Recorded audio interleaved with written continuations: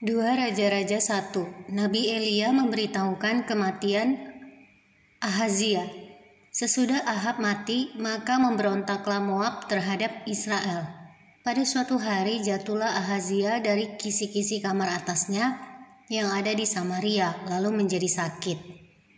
Kemudian dikirimnyalah utusan-utusan dengan pesan, "Pergilah, mintalah petunjuk kepada Baal-zebub, Allah di Ekron, apakah aku akan sembuh dari penyakit ini?"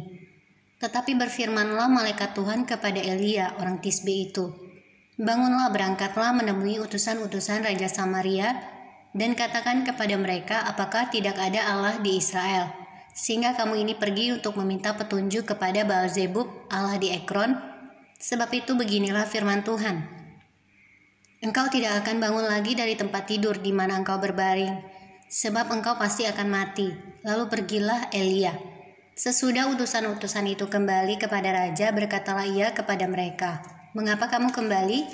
Jawab mereka kepadanya, "Ada seorang datang menemui kami dan berkata kepada kami, pergilah, kembalilah kepada raja yang telah menyuruh kamu, dan katakanlah kepadanya, beginilah firman Tuhan, apakah tidak ada Allah di Israel sehingga engkau mau menyuruh meminta petunjuk kepada Baal-zebub, Allah di Ekron?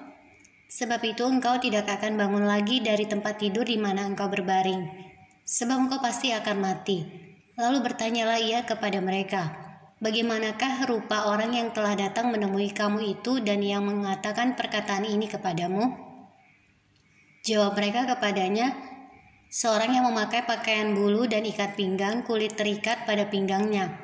Maka berkatalah ia, "Itu Elia orang Tisbe." Sesudah itu disuruhnyalah kepada Elia seorang perwira dengan ke-50 anak buahnya. Orang itu naik menjumpai Elia yang sedang duduk di atas puncak bukit. Berkatalah orang itu kepadanya, "Hai abdi Allah, raja bertitah, turunlah." Tetapi Elia menjawab, katanya kepada perwira itu, "Kalau benar aku abdi Allah, biarlah turun api dari langit memakan engkau habis dengan ke-50 anak buahmu." Maka turunlah api dari langit memakan dia habis dengan ke-50 anak buahnya. Kemudian raja menyuruh pula kepadanya seorang perwira yang lain dengan ke-50 anak buahnya. Lalu orang itu berkata kepada Elia, "Hai abdi Allah, beginilah titah raja, segeralah turun." Tetapi Elia menjawab mereka, "Kalau benar aku abdi Allah, biarlah turun api dari langit memakan engkau habis dengan ke-50 anak buahmu." Maka turunlah api Allah dari langit memakan dia habis dengan ke-50 anak buahnya. Kemudian raja menyuruh pula seorang perwira yang ketiga dengan ke-50 anak buahnya. Lalu naiklah perwira yang ketiga itu, dan sesudah sampai berlututlah ia di depan Elia, serta memohon belas kasihan kepadanya. Katanya, "Ya abdi Allah, biarlah kiranya nyawaku dan nyawa ke-50 orang hamba-hambamu ini berharga di matamu. Bukankah api sudah turun dari langit memakan habis kedua perwira yang dahulu dengan ke-50 anak buah mereka? Tetapi sekarang biarlah nyawaku berharga di matamu." Maka berfirmanlah malaikat Tuhan kepada Elia, "Turunlah bersama-sama dia, janganlah takut kepadanya." Lalu bangunlah Elia dan turun bersama-sama dia menghadap raja.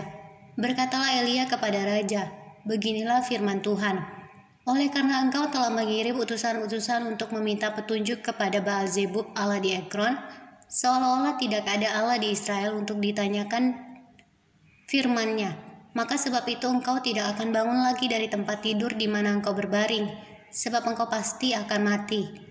Maka matilah raja sesuai dengan firman Tuhan yang dikatakan oleh Elia.